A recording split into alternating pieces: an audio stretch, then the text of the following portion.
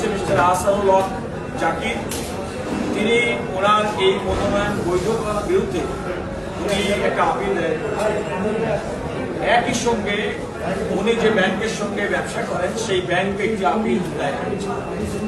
আজকে আপনারা লক্ষ্য করেছেন যে আমাদের জনাব জাকির সাহেব তার কর্তৃক দায়েরকৃত আপিল তিনি নির্বাচন কমিশনের সামনে উল্লেখ করেছেন যে তিনি একজন দলের নিবেদিত কর্মী এবং তিনি একটা রাজনৈতিক দল করেন এবং দলের নীতি এবং আদর্শ এবং দলের ঐক্যের স্বার্থে তিনি তার আপিলটি প্রত্যাহার করে নিয়েছেন।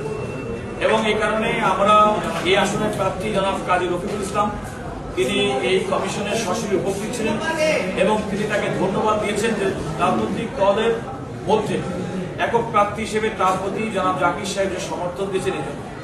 এখানে আরেকটি আপিল ছিল, সেটা আপনারা জানেন যে গতকাল শুনানি হয়েছে ব্যাংকের পক্ষ থেকে। ব্যাংক বলেছে ইতিমধ্যে জনাব কাজী রফিকের সঙ্গে ব্যাংকের দেনা পাওনার বিষয়ে সমঝোতা হয়ে এবং তিনি প্রয়োজনীয় এবং চাহিদা মতো আর অর্থ জমা দিয়েছেন। এই পরিস্থিতিতে ব্যাংকও আজকে আবেদন করেছে যেন তার বিরুদ্ধে তাদের দায়েরকৃত ইতিপূর্বে দায়েরকৃত আপিলটি প্রত্যাহার করা হয়।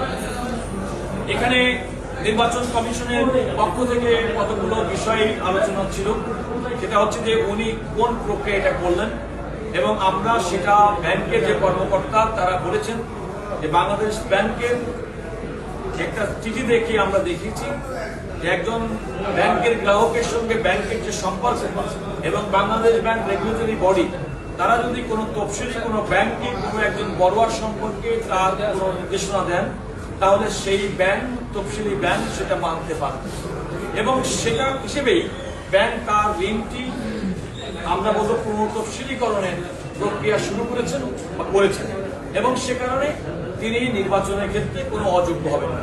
আমরা কমিশনকে আরেকটি বিষয় সুস্পষ্টভাবে বলেছি যে মনোনয়নপত্র জমা দানের তারিখ ছিল 29 ডিসেম্বর 2025।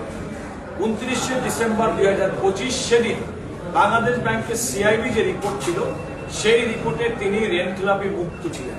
যেহেতু তিনি ঋণ খেলাপি মুক্ত ছিলেন সে কারণে তার নির্বাচনে কোনো অযোগ্যতা নেই এবং তিনি বৈধভাবেই প্রার্থী হয়েছেন এবং রিটার্নিং অফিসার বৈধভাবেই তার মনোনয়নপত্রেও বৈধ করেছেন।